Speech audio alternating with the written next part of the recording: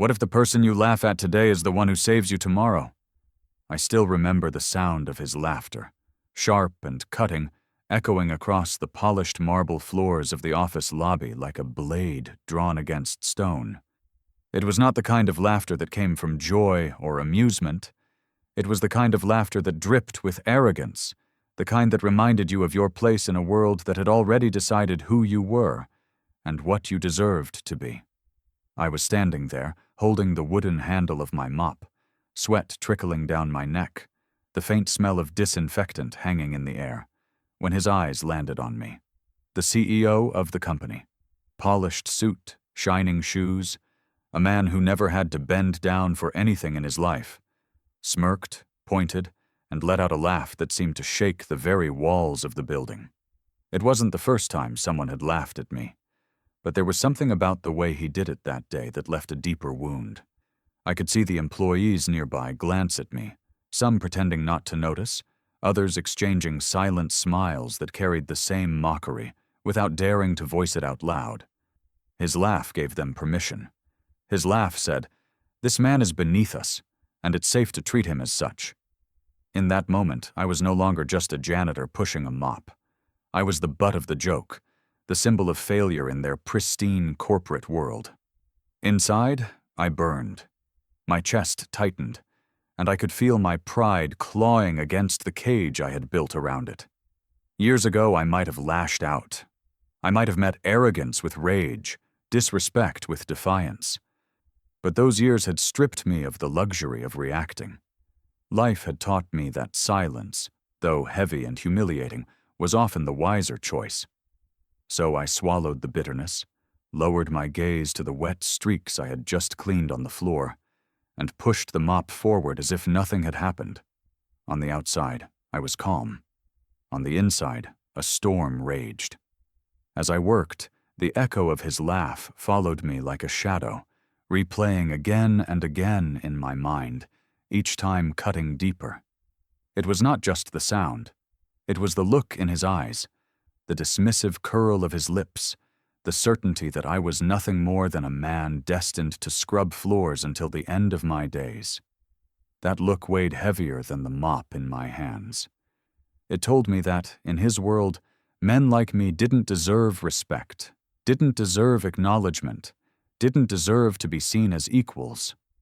What he didn't know, what none of them knew, was that the man they were laughing at had once stood in boardrooms like his, commanding the attention of executives and investors, making decisions that moved millions of dollars. What he didn't know was that I once carried dreams bigger than the building he owned, and that beneath the uniform, beneath the sweat and calloused hands, there was a story more complicated than the simple image of a janitor. But in that moment, none of that mattered. All that mattered was that I was holding a mop, and he was holding power.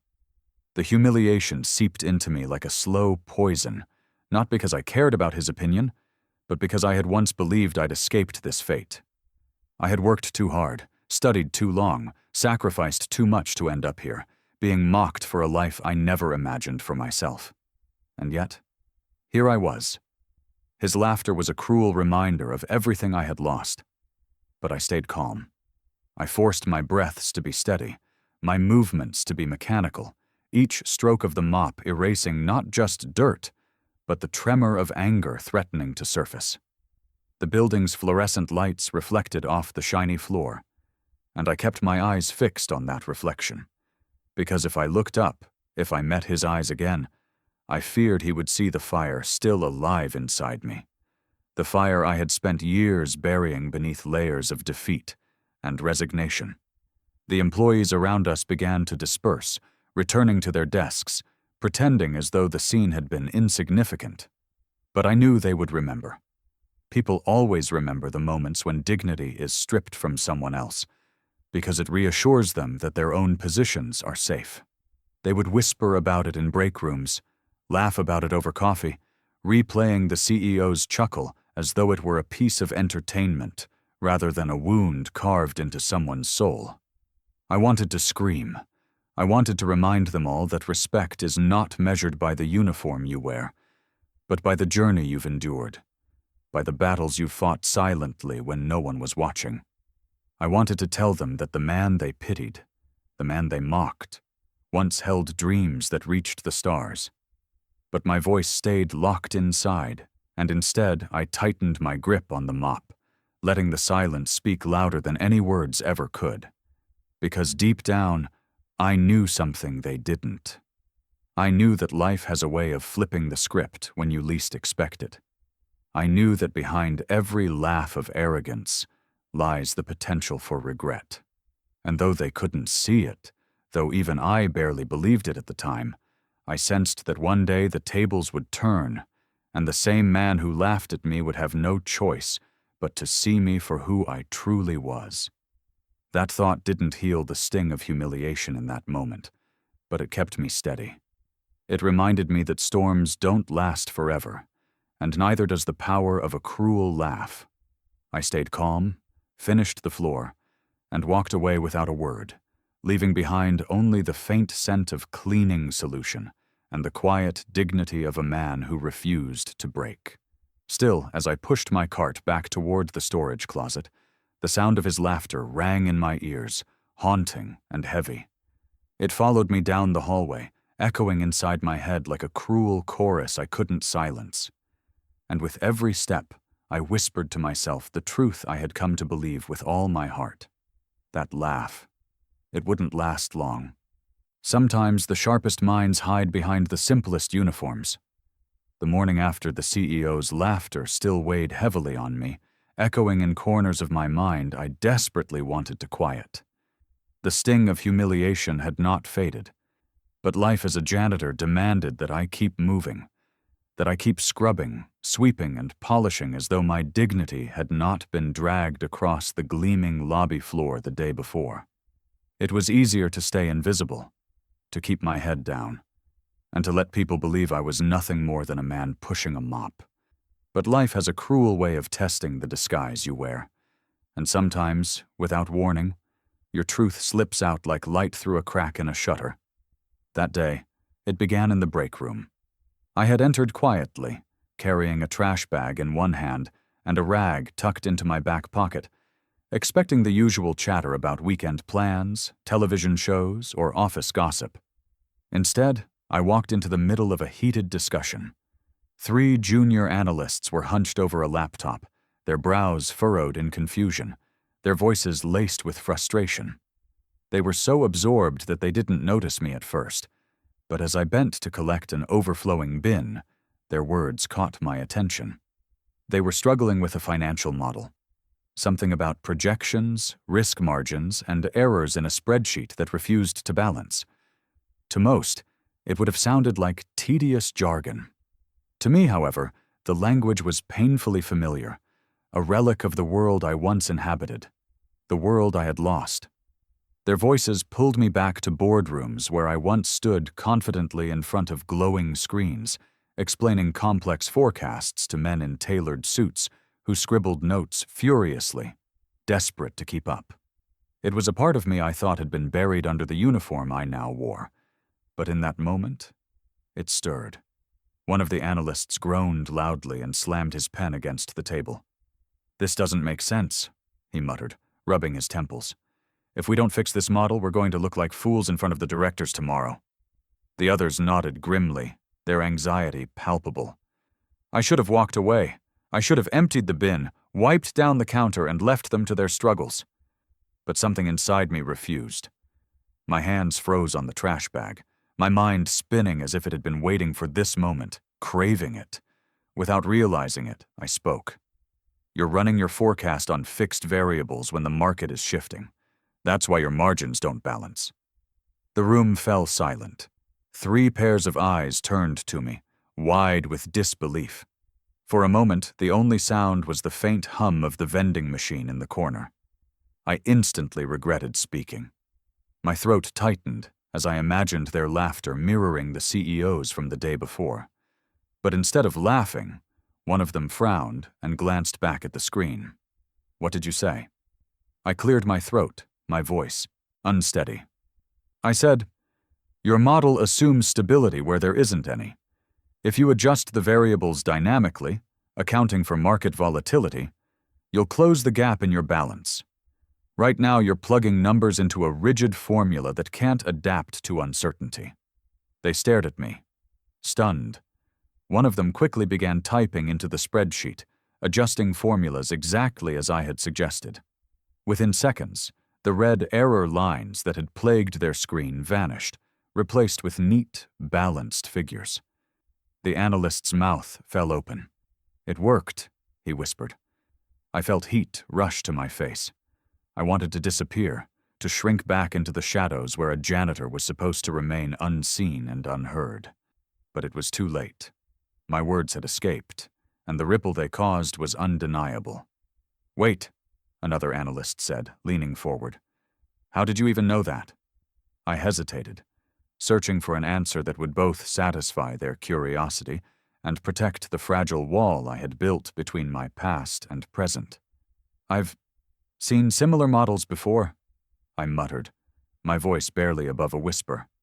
They exchanged glances, their skepticism obvious, but there was no mocking laughter, no dismissive smirks.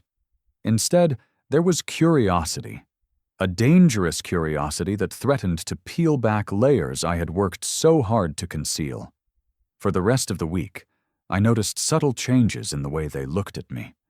When I passed them in the hallways, their eyes lingered a little longer.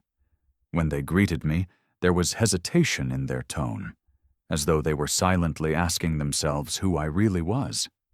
At first, I told myself I was imagining it, but soon, others began to notice too. It started small. One day, an assistant struggled to unjam the copier, cursing under her breath as papers crumpled and ink smeared across her hands. I had been cleaning nearby, and without thinking, I walked over, adjusted the rollers, and cleared the jam in seconds. She blinked at me, surprised. "Thanks," she said. "Most people just call it." I shrugged and went back to my work, pretending it was nothing. But these small moments kept happening. A delivery man arrived with the wrong shipment, and before anyone noticed, I spotted the discrepancy on the invoice, preventing a costly mistake. A junior employee miscalculated an expense report, and when I casually pointed it out, he stared at me as though I had performed magic. I tried to downplay it each time, retreating behind my mop or my cart, but the whispers grew louder. The janitor wasn't just a janitor. The strangest part was that I hadn't meant to reveal anything. Each slip, each moment of brilliance had been instinctive, like muscle memory. My mind was too restless, too sharp to stay caged forever, and despite my attempts to suppress it, fragments of who I had been leaked through the cracks. At night, I lay awake in my small apartment, staring at the peeling ceiling paint, replaying the events of the day. I wondered if I had made a mistake, if letting those glimpses slip out would only lead to more ridicule or suspicion. Part of me wanted to retreat completely, to silence myself, and blend back into the background where no one would dare to look twice.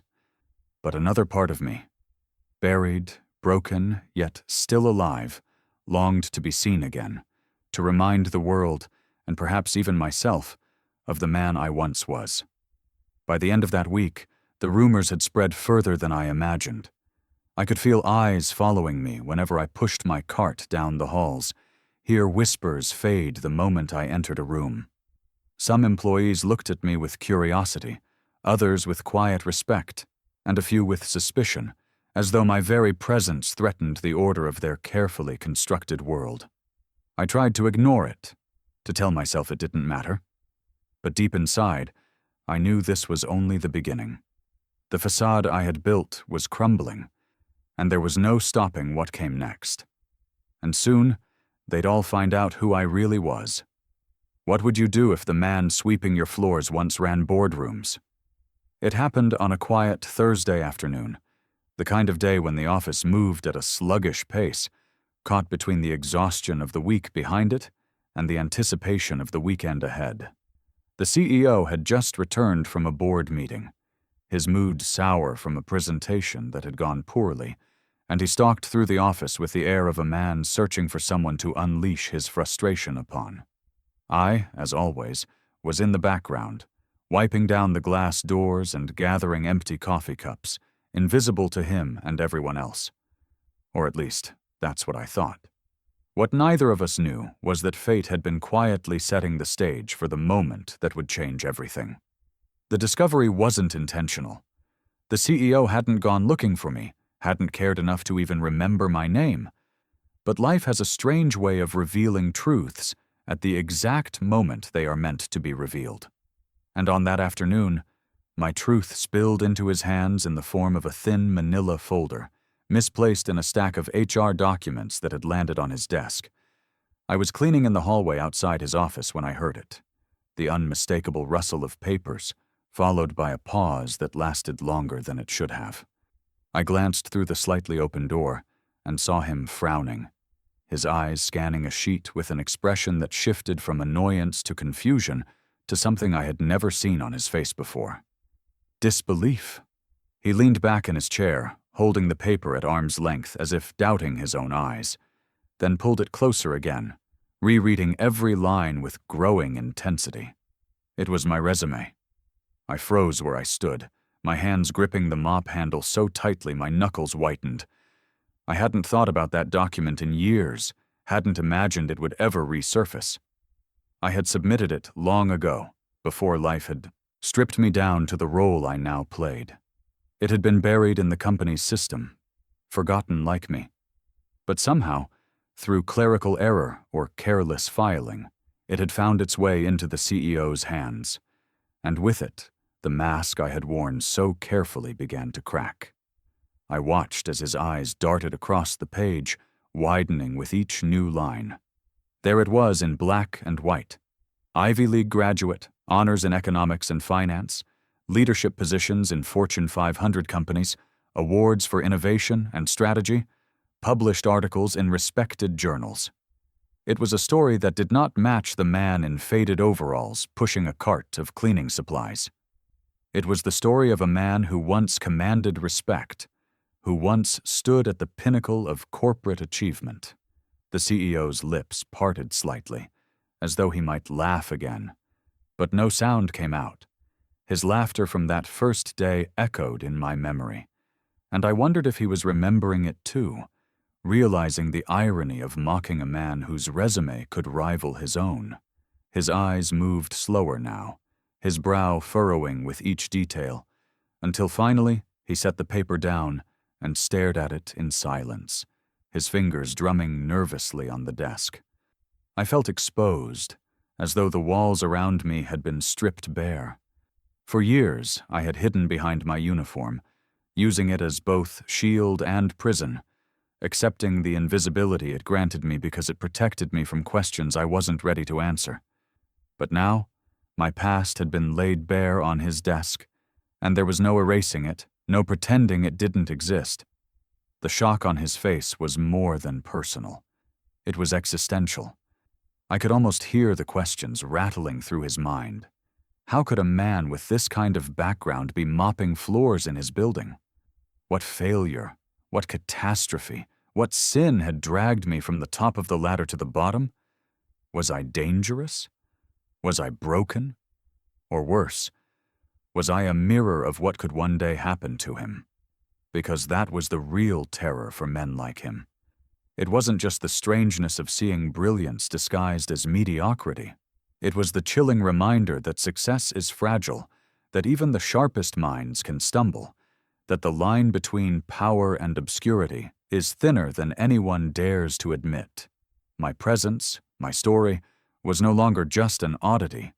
It was a threat to the illusion of his own security. I stepped back from the doorway, my heart pounding so loudly I feared he might hear it.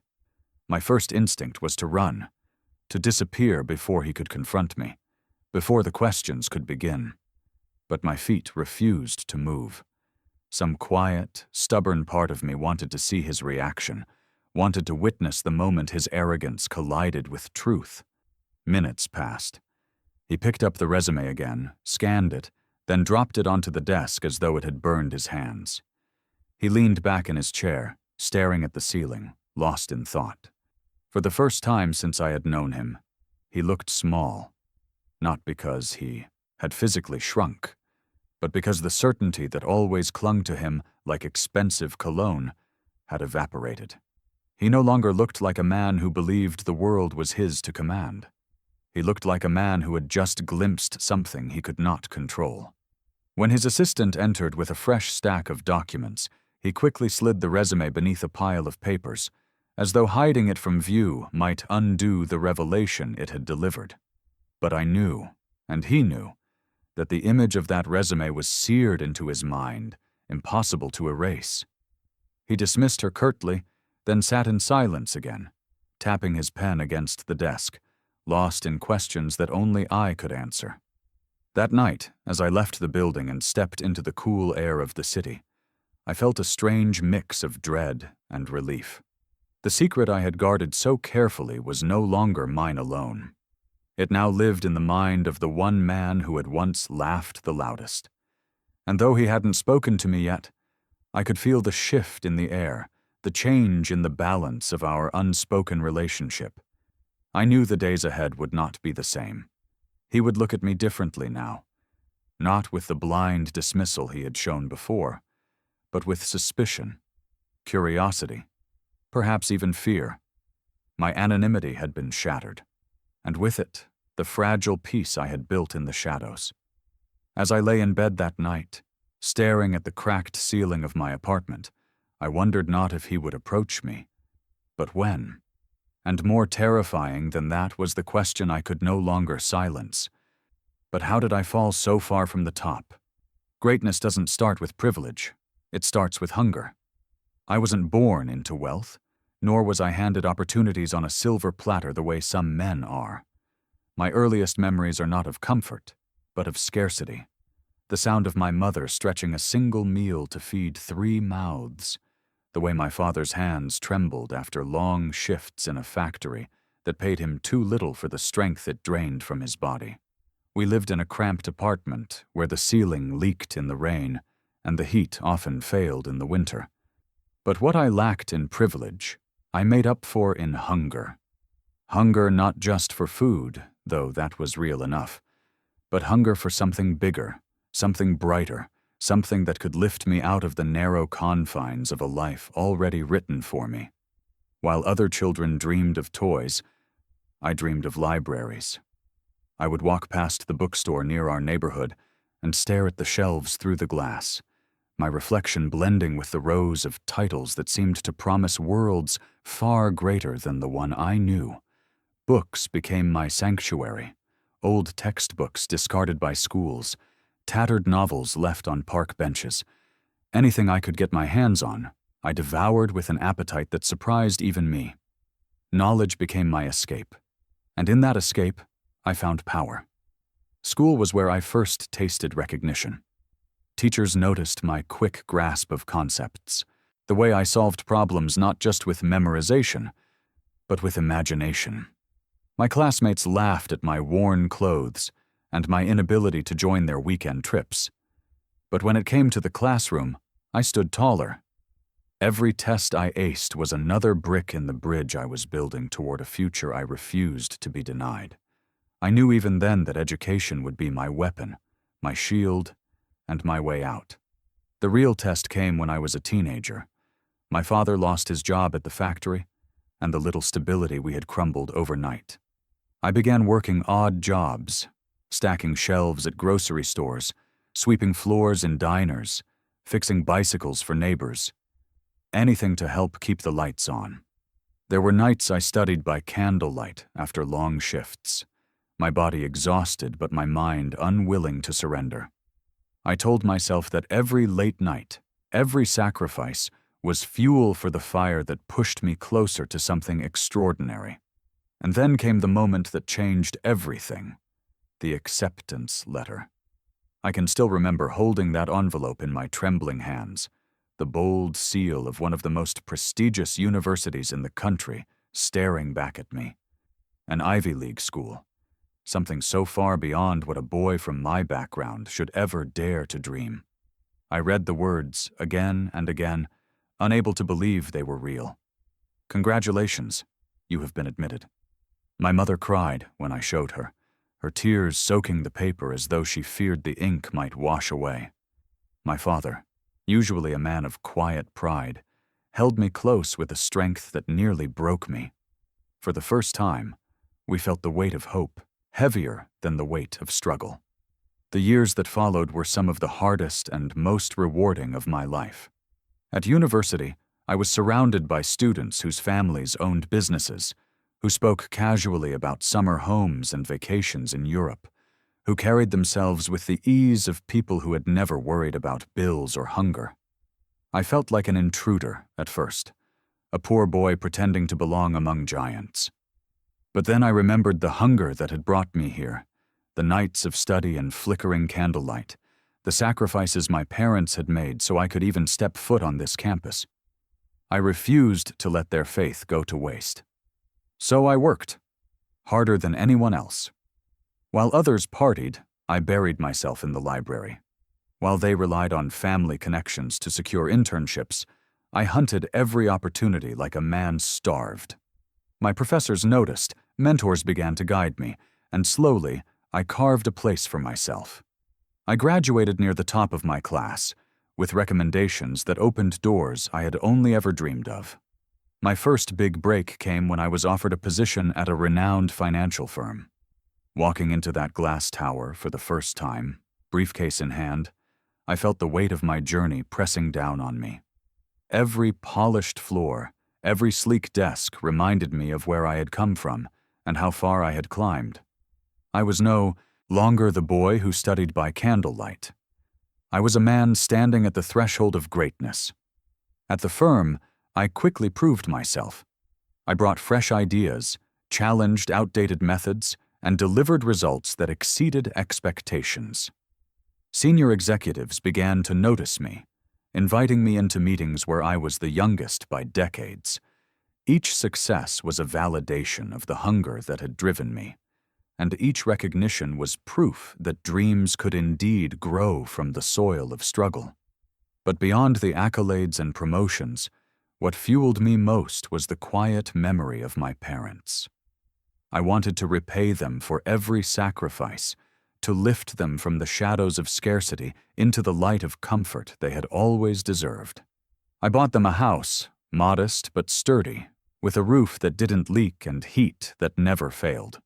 The day I handed them the keys, I felt a pride deeper than any professional achievement could offer.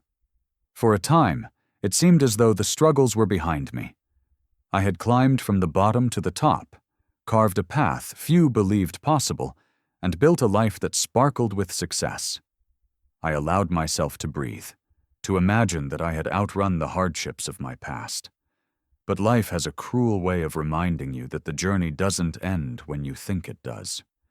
Just when I believed my battles were over, a storm I could not have foreseen began to gather on the horizon, waiting to strike with a force that would shake everything I had built. I thought my battles were over, but they were just beginning. Success can make you a star, but it can also blind you to the storm ahead. When I first stepped into the world of corporate finance, I was armed with nothing more than hunger, determination, and the kind of discipline forged only through years of struggle. I had no family name to lean on, no wealth to cushion my failures, and no connections waiting to hand me opportunities. What I did have was a mind sharpened by hardship, and a heart unwilling to surrender. Those two things became the foundation upon which I began building a career that for a time seemed unstoppable. At the firm, I started at the bottom, crunching numbers in spreadsheets, staying late long after others had gone home, and volunteering for projects nobody else wanted.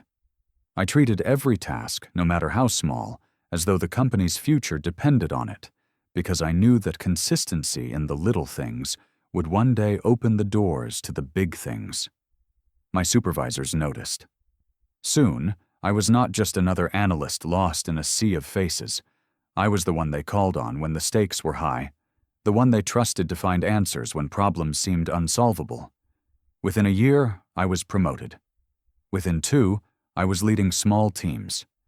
My ability to analyze trends and anticipate shifts in the market gave me an edge that others struggled to understand. Where they saw walls, I saw doors. Where they hesitated, I took action. My hunger to prove myself was relentless. And, with every successful project, the whispers of my talent began spreading beyond the walls of my department. I remember the first time I received an industry award.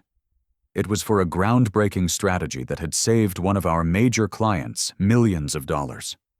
Standing on that stage, the bright lights hot against my skin, the applause of hundreds of professionals filling the air, I felt a rush unlike anything I had ever known.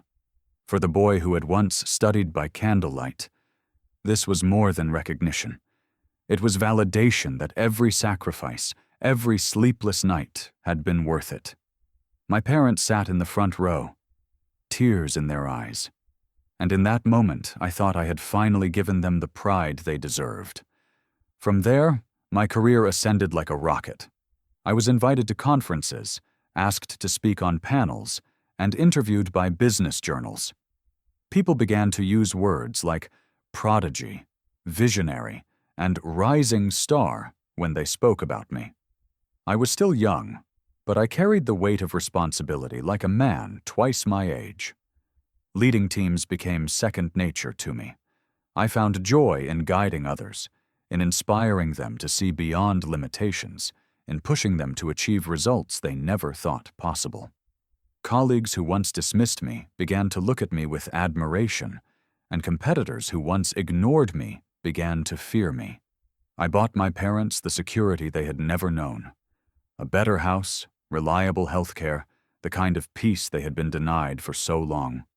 To see my mother smile without worry, to see my father finally rest without the burden of endless labor, it gave me a satisfaction deeper than any paycheck or trophy. I told myself that this was why I worked so hard, why I pushed myself to the edge day after day. But the truth is, I also loved the feeling of being unstoppable. I loved the attention, the respect, the way people leaned in when I spoke as though every word I uttered carried weight.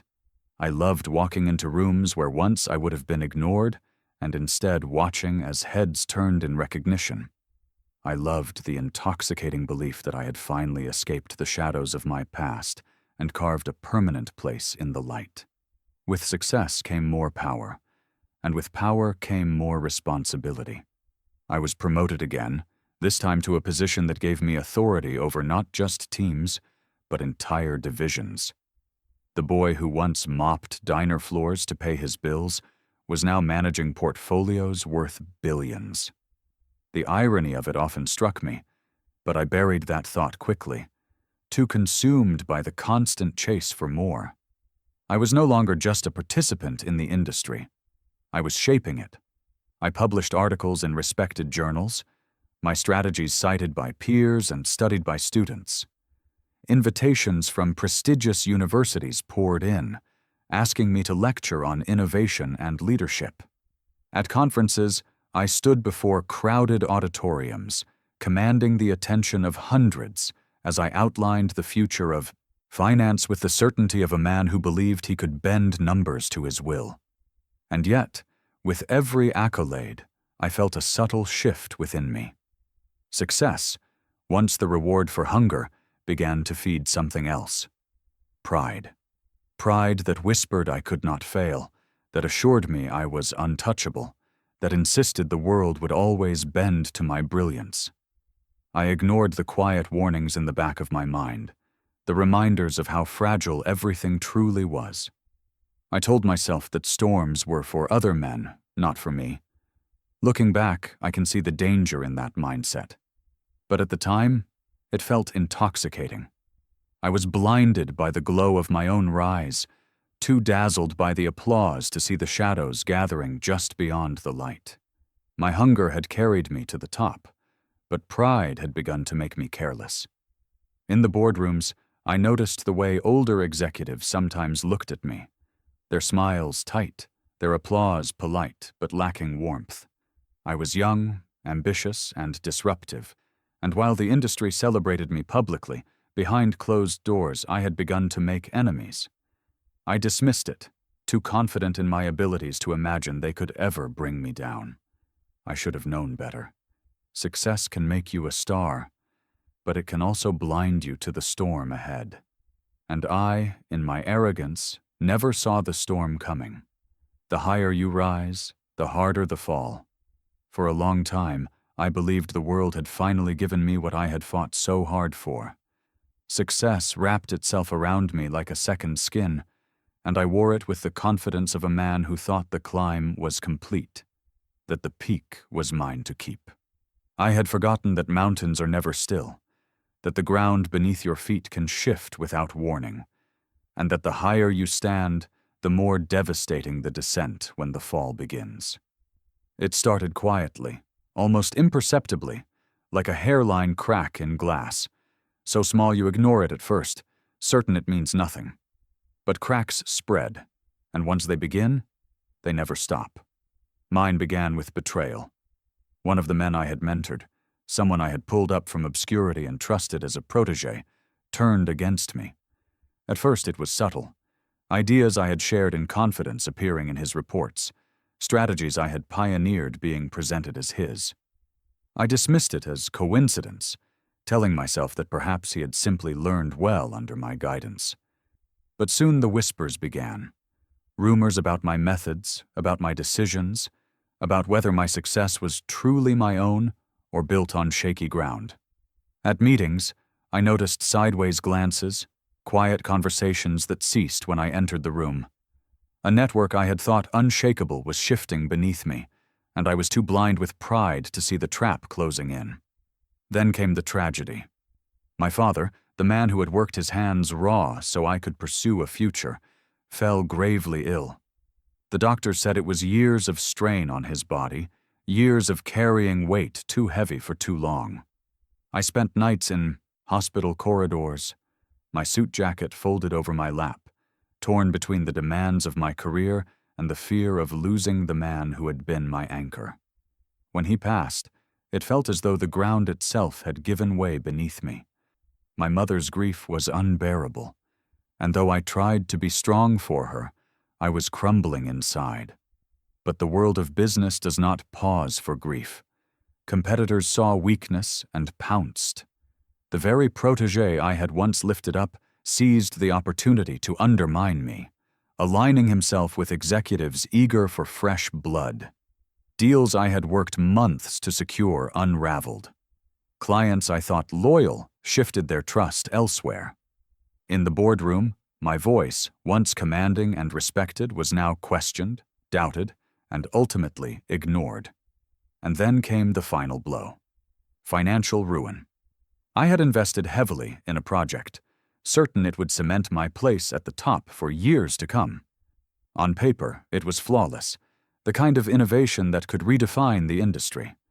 But what I didn't account for, what I refused to see, was how fragile markets could be, how quickly fortune could twist into disaster. When the collapse came, it was swift and merciless. Millions were lost, not just mine, but those who had trusted me. The weight of their disappointment crushed me more than the numbers ever could. Overnight, I went from a rising star to a liability, from the man with all the answers to the man no one wanted to be associated with. The media was merciless. Headlines that once praised me now tore me apart, painting me as reckless, arrogant, careless. Every article seemed to delight in my downfall, as though the world had been waiting for me to stumble just so they could watch me bleed. Invitations to conferences stopped, mentions in journals disappeared. Even the people I had once called friends vanished, their silence louder than any insult. But the deepest wound came not from the loss of money, not from the betrayal of colleagues, not even from the public humiliation. It came from the collapse of my personal life. In the chaos of my career, I had neglected the woman who had stood by me, who had endured the late nights, the endless travel, the constant pressure. When the storm hit, instead of finding comfort in me, she found distance. Our arguments became frequent, our silences heavier than words. Eventually, she left, taking with her the last piece of stability I thought I had. I found myself alone in an empty apartment, stripped of the trappings of success, staring at the walls that once symbolized achievement, but now only echoed loss. The awards on my shelves looked like cruel reminders, mocking me with their shine. My reflection in the mirror was unrecognizable, eyes sunken, shoulders heavy, a man hollowed out by failure. The descent was complete. The higher you rise, the harder the fall, and I had fallen with such force that I could not even remember what it felt like to stand tall. In the months that followed, I searched desperately for ways to rebuild. I sent out resumes, reached out to contacts, knocked on doors that had once been wide open to me. Most never responded. Those who did gave me polite rejections, their eyes filled with the unspoken truth. No one wanted to risk being associated with a man who had burned so brightly, only to collapse so completely. Bills piled up, savings evaporated, pride gave way to desperation. I took odd jobs just to survive, work that reminded me painfully of the life I had once escaped. Each step down the ladder felt like another nail in the coffin of the man I used to be. And then, one day, I found myself holding a mop again. The very tool that had once been a symbol of my struggle became my only means of survival. When I first wrapped my hands around its handle, I felt the sting of shame so sharp it nearly brought me to my knees. But hunger does not care about pride, and survival leaves no room for dignity. That was how the man who once stood at podiums, who once led boardrooms, who once carried the respect of an entire industry, became the man sweeping floors in the very kind of building he had once owned shares in. And that's how I ended up with a mop in my hand. Sometimes brilliance doesn't disappear. It just hides in plain sight. Life as a janitor taught me invisibility, the art of blending into the background so seamlessly that people stopped seeing me at all. They passed me in hallways without acknowledgement, spoke freely in front of me as though I were part of the furniture, and dismissed me with the same indifference they reserved for the hum of the air conditioner. At first, that invisibility felt like a curse, a cruel reminder of how far I had fallen. But over time, I discovered that invisibility can also be a kind of power.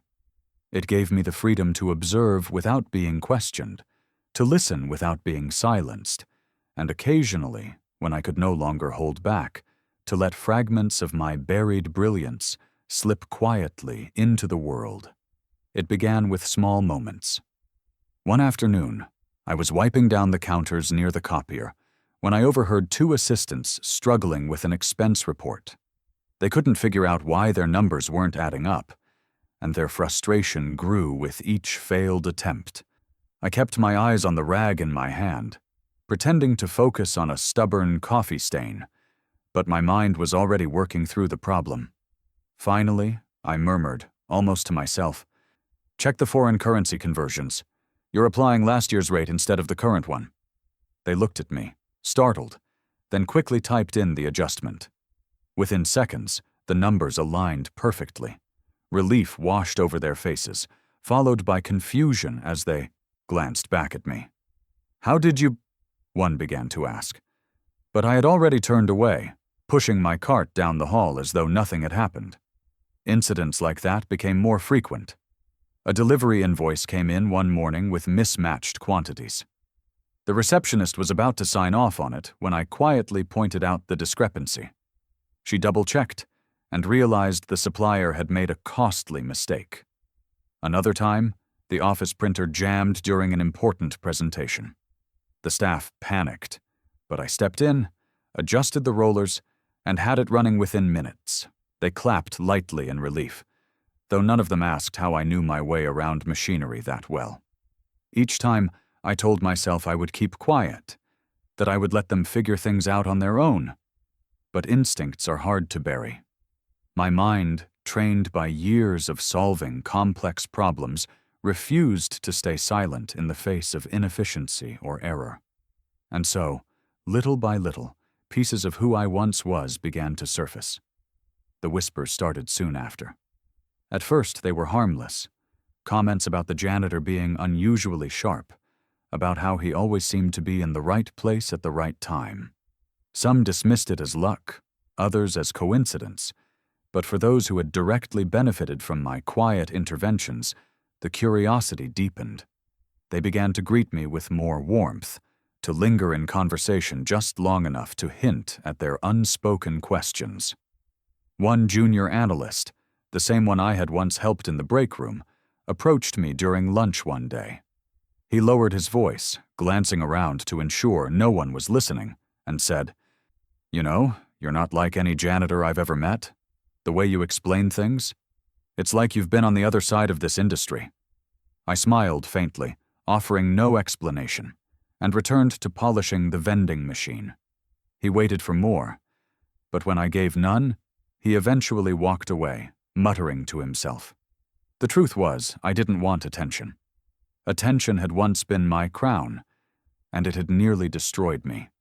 Now I found solace in anonymity, in the quiet satisfaction of helping without recognition. It was enough for me to see relief on someone's face when a problem was solved, to know that my hidden knowledge still had value even if the world had stripped me of my titles. But the more I tried to stay hidden, the more difficult it became. My interventions were noticed not just by employees, but by mid-level managers, people who couldn't quite reconcile the janitor's uniform with the insight I occasionally provided. They began to ask subtle questions. "Where did you learn that?" Or, "How do you know so much about this?" Questions I always dodged with vague answers. Still, curiosity grew like wildfire in an office where gossip traveled faster than email. One evening, as I was collecting trash from a conference room after a late meeting, I noticed a whiteboard filled with half-finished calculations. The team had left in a rush, frustrated by their inability to balance the figures for a new project. My hands trembled as I picked up a marker, the urge to correct their mistake overwhelming me. For a moment, I stood frozen, torn between staying hidden and giving in to the part of me that longed to breathe again. Finally, I let the hunger win. In a few swift strokes, I adjusted the equations, realigned the variables, and balanced the projections perfectly. The satisfaction surged through me, familiar and intoxicating. I stepped back, staring at the neat resolution on the board, a ghost of the man I once was flickering back to life. Then, before anyone could return, I erased my initials from the corner and slipped out quietly, leaving only the solution behind. The next morning, the office buzzed with confusion. "Who fixed the model?" they whispered. The managers credited the overnight system updates. The analysts scratched their heads, but no one suspected the janitor. And that anonymity suited me just fine. For now. Because even as I tried to stay invisible, I could feel the tide shifting. The weight of curiosity was pressing harder, and I knew it was only a matter of time before my quiet contributions reached ears I could not avoid. I told myself I was content to remain the silent genius in the background, the man who offered just enough help to keep the office afloat without ever revealing the full extent of his knowledge. But deep down, I knew the truth. Secrets don't stay hidden forever. Whispers always climb the ladder, and sooner or later, even the highest office in the building would hear them. Soon, even the CEO couldn't ignore me anymore. Powerful men don't like mysteries, and I had become one. For months, I had managed to keep my head down, offering quiet help in ways that seemed small enough to pass unnoticed but meaningful enough to make an impact. Yet, no matter how carefully I tried to bury my past, fragments of it kept breaking through, like cracks in a dam that refused to hold. Whispers about the janitor who solved financial problems faster than analysts, who caught mistakes before managers did, who seemed to know too much for someone with a mop in hand. Those whispers grew louder with each passing week.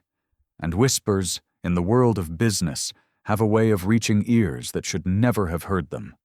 The CEO was not a man who tolerated uncertainty. His empire was built on control, on knowing everything about everyone who worked under him, from the top executives to the interns fetching coffee.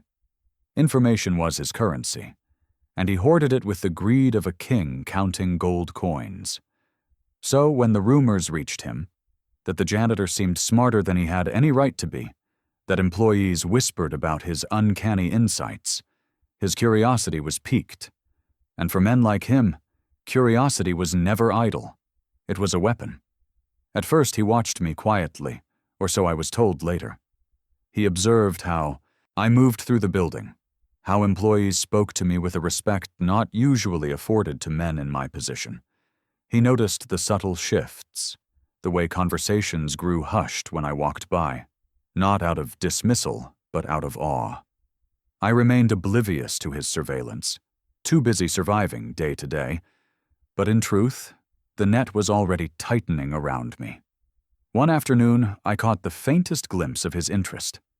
I had just finished repairing a jammed shredder in one of the offices when I stepped into the hallway and saw him standing at the end, speaking quietly with his assistant. His eyes flicked toward me for a moment, not with the casual disdain he once carried, but with a sharpened focus, the kind of gaze that dissects rather than dismisses. It lasted only seconds, but it chilled me more than any insult ever could. Soon after, he began to dig. He instructed HR to pull my file, to comb through every document I had ever submitted. There, buried among years of forgotten applications, lay my resume, the very same one he had stumbled upon once before, but now it carried a weight he could no longer ignore. He reread it carefully, line by line, letting the pieces of the puzzle arrange themselves into a picture that made less sense the longer he stared. Ivy League graduate, top honors, published research, executive leadership roles, awards for innovation. None of it belonged to the man sweeping his floors. But the CEO was not satisfied with paper. Paper could lie. People could exaggerate. He wanted proof. So he made calls.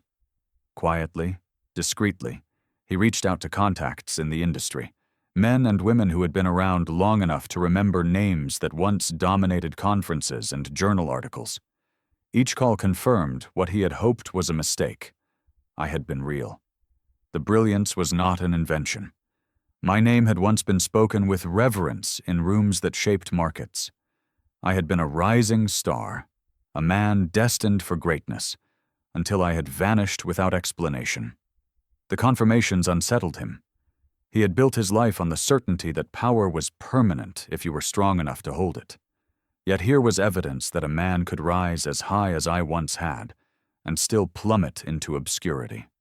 To men like him, that truth was terrifying, because it whispered that no one, not even him, was untouchable. As his investigation deepened, so too did his fascination. He uncovered articles I had written, speeches I had given, awards I had accepted under blinding stage lights. He read transcripts of interviews where I had been described as visionary, innovative, a leader destined to reshape the industry. Each discovery chipped away at the image of the janitor he had once laughed at. In its place grew something else, something between respect and fear. But respect, in the hands of powerful men, is never pure. It is always mixed with calculation. He began to wonder what had broken me, what misstep or tragedy had reduced a man of such promise to a cleaner in his building. He wondered if I was dangerous, if my silence was a choice or a strategy, if beneath my quiet presence there lay a plan waiting to unfold. I had no idea this storm was brewing behind the glass walls of his office. To me, life continued in its fragile routine, emptying trash, wiping desks, offering quiet suggestions that left colleagues whispering in gratitude and confusion.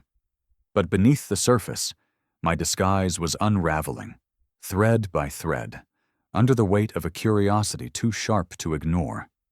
One evening, as the office emptied and the building settled into its nightly stillness, I passed by the CEO's office. The door was slightly ajar, and through the narrow gap I saw him at his desk, my resume spread out before him once again. But this time, it wasn't disbelief on his face. It was something colder. His eyes were narrowed, his jaw set, his fingers tapping slowly against the paper as though each tap was a question he intended to demand an answer to. For the first time in years, I felt the walls of invisibility closing in, suffocating rather than protecting me.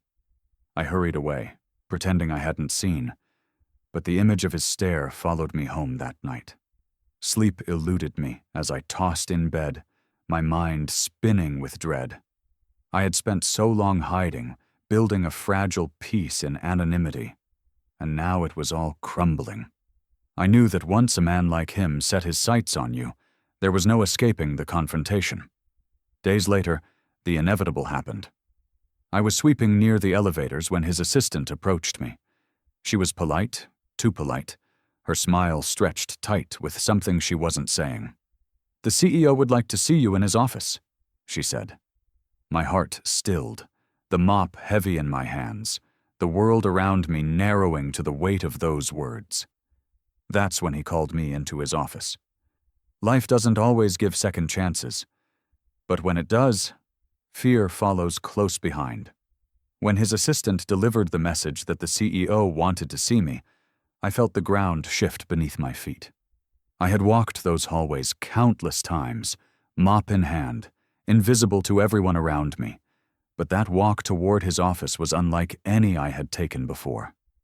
Every step carried the weight of years I had tried to bury, and with each passing second, my heart pounded harder against my ribs.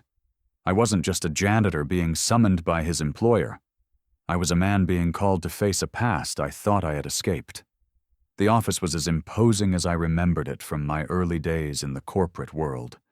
Tall windows framing the city skyline, polished wood that gleamed under soft lights, and a desk so large it seemed designed to remind anyone who sat across from it of their place.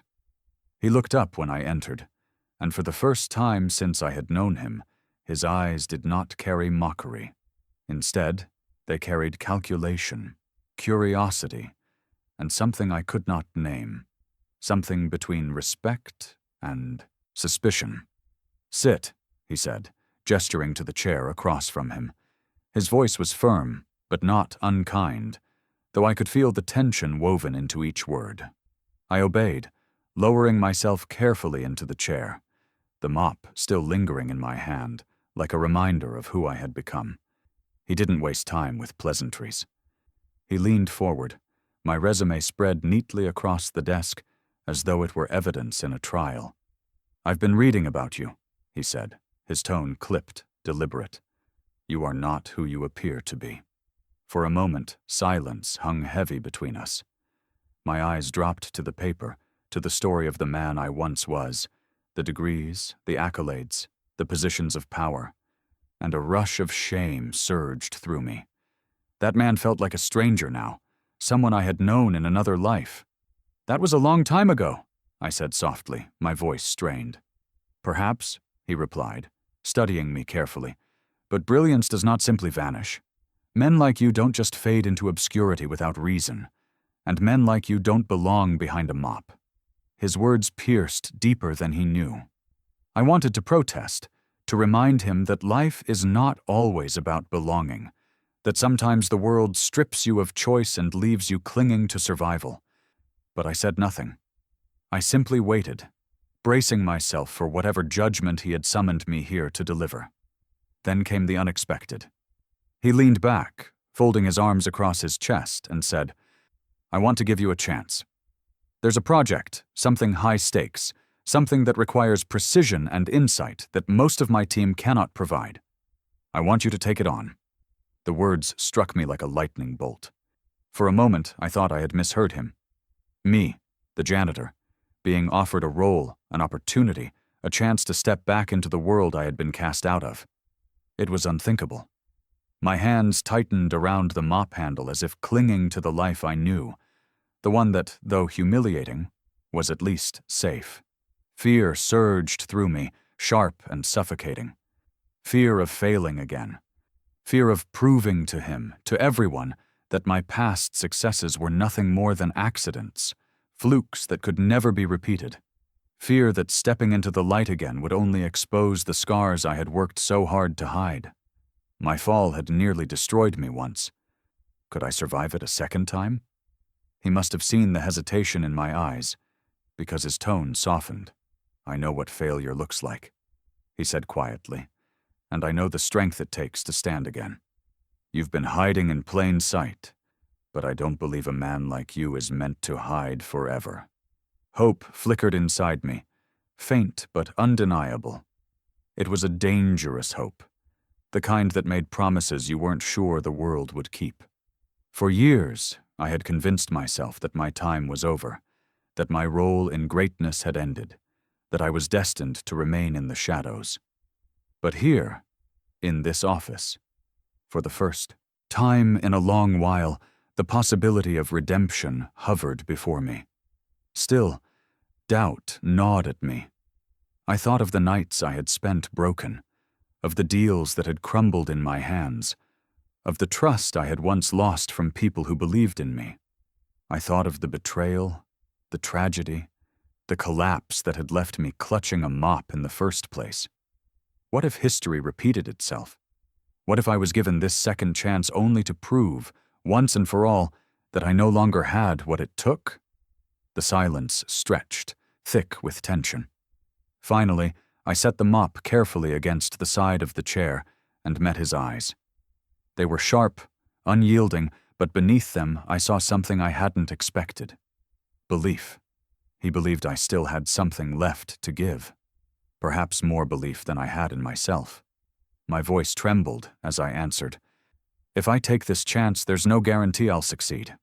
He leaned forward again, a faint smile tugging at the corner of his lips. "There never is," he said. "But sometimes, the risk is worth it." In that moment, the weight of choice pressed down on me heavier than any burden I had carried before. I could walk away, return to the safety of my cart and my mop, live out my days in anonymity where failure could no longer find me. Or I could step forward, embrace the danger of a second chance, and risk everything to reclaim even a fragment of the man I once was. I hesitated, my mind battling between fear and hope, between doubt and longing. And then, almost against my own will, I nodded. I agreed, but I knew this test could make or break me. Respect is never given. It's earned under pressure. When the CEO offered me that chance, I had no idea just how quickly the test would come.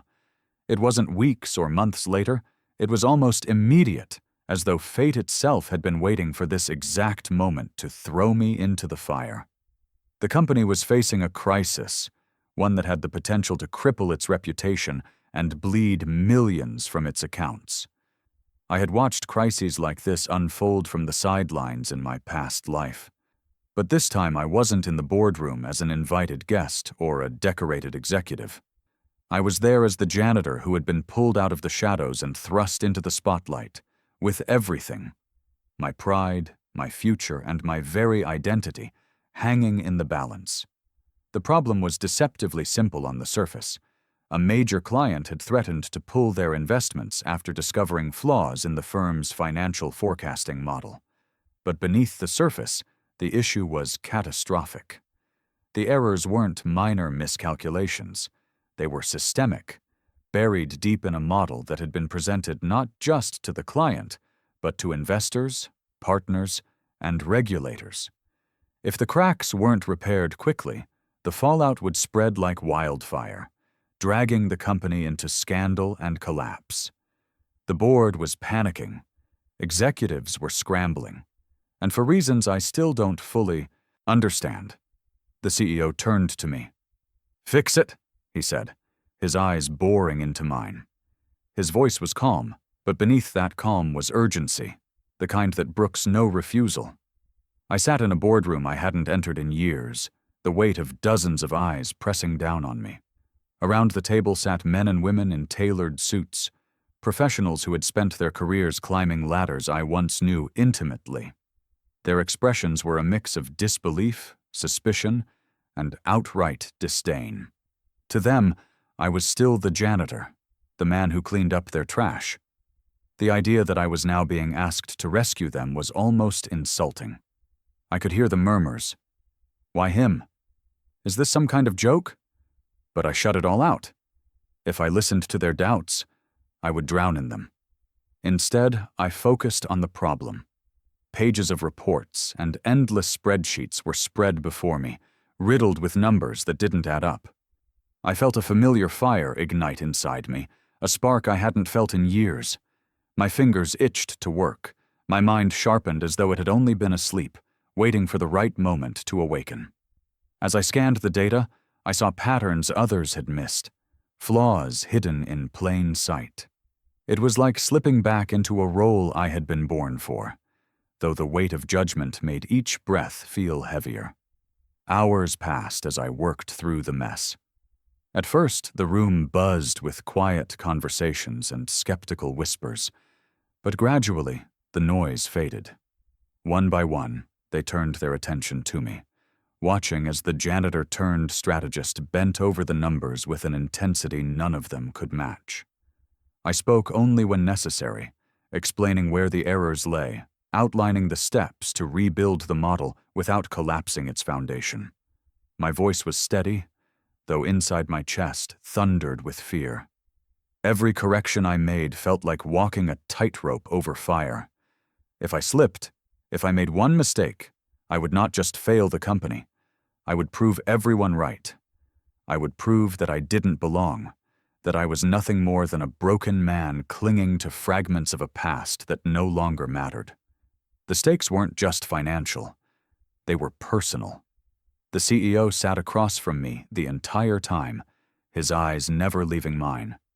There was no arrogance in his gaze now, no laughter. There was only focus, as though he were seeing me clearly for the first time. That gaze kept me steady, reminding me that if he believed I could do this, maybe, just maybe, I still could. By late evening, after hours of relentless work, the solution began to take shape. I rebuilt the projections, adjusted the variables, and presented a corrected model that not only eliminated the errors, but revealed opportunities the firm had completely overlooked. For a moment, silence filled the room. Executives leaned forward, scanning the new reports, double-checking the numbers, searching for cracks they were certain must still exist. But they found none. Slowly, their skepticism gave way to something else. Respect. Not admiration yet, not trust, but the grudging respect that comes when undeniable competence forces even the proudest skeptics to bow. One of the senior managers cleared his throat, looking at me as though seeing me for the first time. This actually works, he admitted. Another nodded reluctantly, adding, "It's cleaner than what we had before." The CEO said nothing for a long time. Then, finally, he leaned back in his chair, his lips curling into something that wasn't quite a smile, but wasn't dismissal either. "Gentlemen," he said, addressing the room, "our janitor just saved us." The words hit me harder than I expected.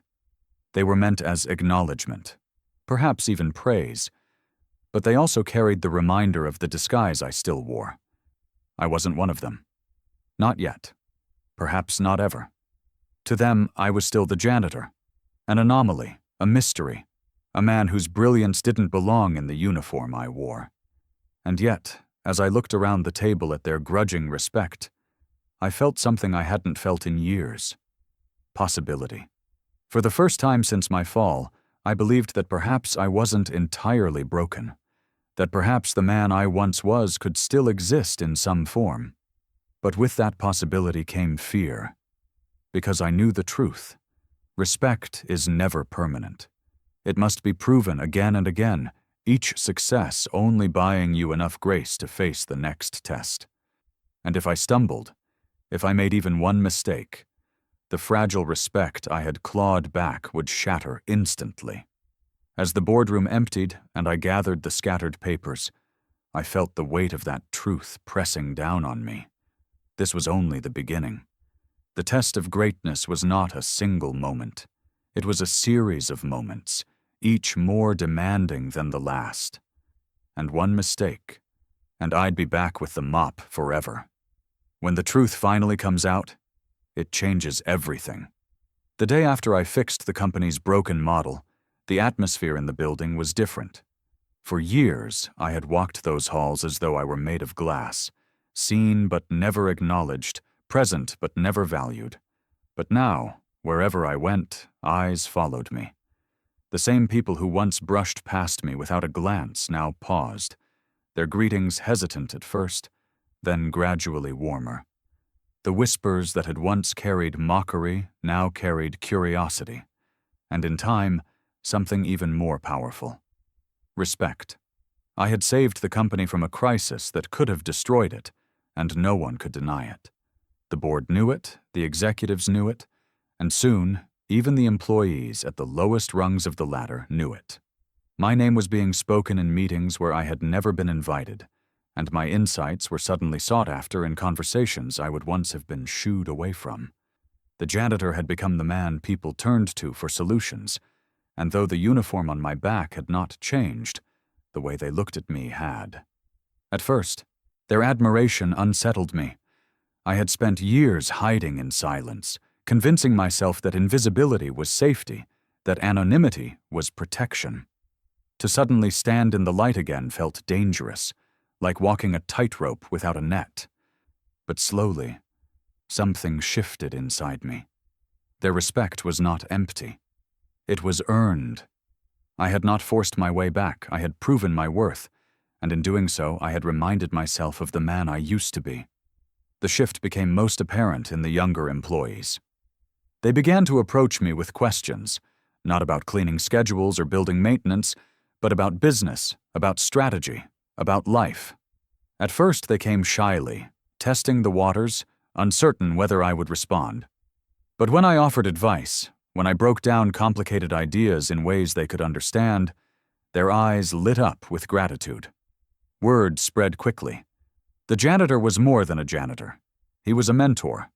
I found myself surrounded by eager faces during lunch breaks, young analysts seeking guidance on projects, interns desperate for advice on how to navigate the cutthroat world of finance. I told them stories, not about my failures, not yet, but about the principles that had once carried me to the top. The value of discipline, the necessity of curiosity, the courage to take risks when others hesitated.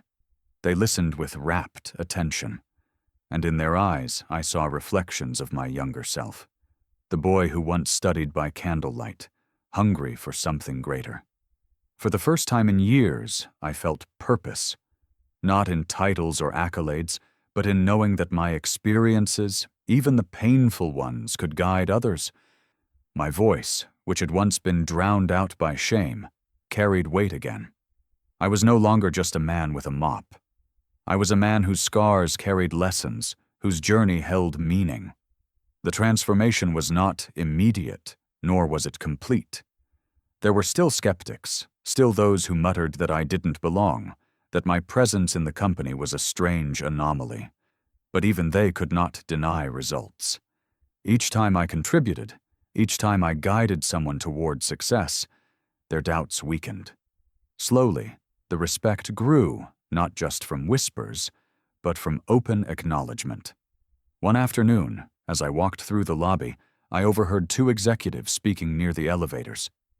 "He doesn't carry himself like a janitor anymore," one said quietly. "He carries himself like a leader." The words sent a chill down my spine. They weren't wrong. I felt it too. Every time I spoke, every time I guided others, every time I stepped into the space between invisibility and recognition, I was becoming something more. The janitor was fading. The mentor was emerging.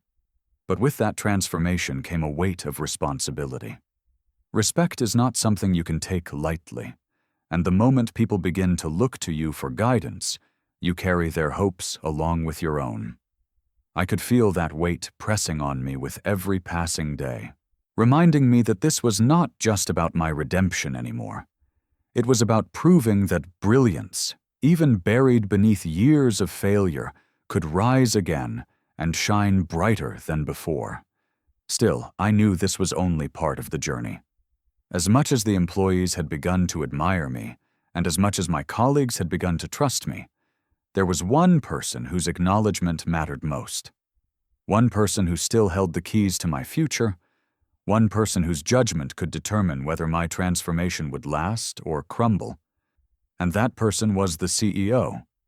For weeks, he had watched silently, observing how the company responded to me, how employees now looked at me with respect instead of dismissal. He spoke little, his face unreadable, but I could feel his eyes on me every time I entered a room. He was calculating, measuring, perhaps waiting for me to stumble, or perhaps waiting for the right moment to reveal his hand. And then, one evening, after most of the staff had gone home, his assistant approached me again. Her words carried the same sharp weight as they had the last time. "The CEO would like to see you in his office." I nodded, my heart thudding in my chest. I had been here before, summoned into his presence with no idea of what awaited me. The first time, it had been an offer that terrified me. This time, I sensed it would be something even bigger, something that could alter my path once again. But the CEO still had one final surprise for me. The real measure of power is knowing when to admit you were wrong. When I stepped into his office that evening, I carried no mop, no cart, no mask of invisibility. I carried only the weight of my past and the quiet strength of the journey that had brought me here. The office was dim, the city lights spilling in through tall windows, casting reflections on the polished floor. He sat behind his desk, hands folded, his expression unreadable. Yet something in the air felt different, less like a confrontation, more like a reckoning. For a long moment he said nothing, simply studied me as though searching for the man beneath the uniform. Then he spoke, his voice lower, steadier than I had ever heard it. "I owe you an apology." The words hit me harder than any insult ever had. From a man like him, proud, commanding, rarely admitting fault, those 4 words carried a weight I had never expected to hear. "I laughed at you once," he continued, his eyes never leaving mine. "I dismissed you, humiliated you, and reduced you to something less than what you are. That was my mistake." I sat in silence, my chest tight with a swirl of emotions, anger, relief, vindication. To hear him acknowledge what I had carried like a scar was both healing and haunting. I thought of that day in the lobby, of the laughter that had cut through me like a blade, and I realized how far we had both come since then. "But mistakes," he said, leaning forward slightly, "are only unforgivable if we refuse to learn from them. And I have learned. I have seen what you can do, who you truly are, and I will not make the same mistake twice." He slid a folder across the desk. My hands hesitated before picking it up, the paper cool against my skin. Inside were documents outlining a new role: executive advisor, strategist, a position of power and influence. It was more than a job. It was a restoration, an acknowledgement that the man who once swept floors was worthy of shaping futures again. I looked at him, my voice shaking. "Why me?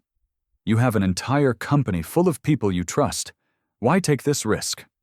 His answer was simple, but it carried a depth that silenced every doubt. "Because you have something they don't. You know what it means to fall. You know what it means to climb again. That perspective is worth more than any degree, more than any unbroken record of success.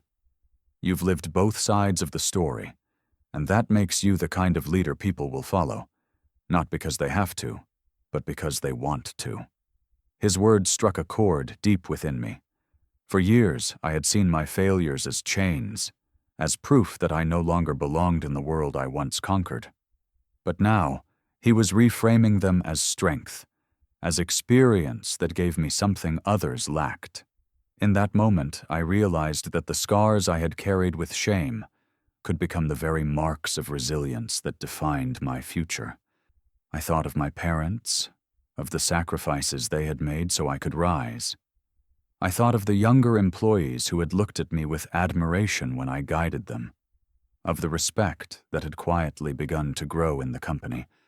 I thought of the janitor who had once been invisible, mocked, dismissed, and of the man who now sat here, being offered a chance not just to reclaim his life, but to reshape it entirely.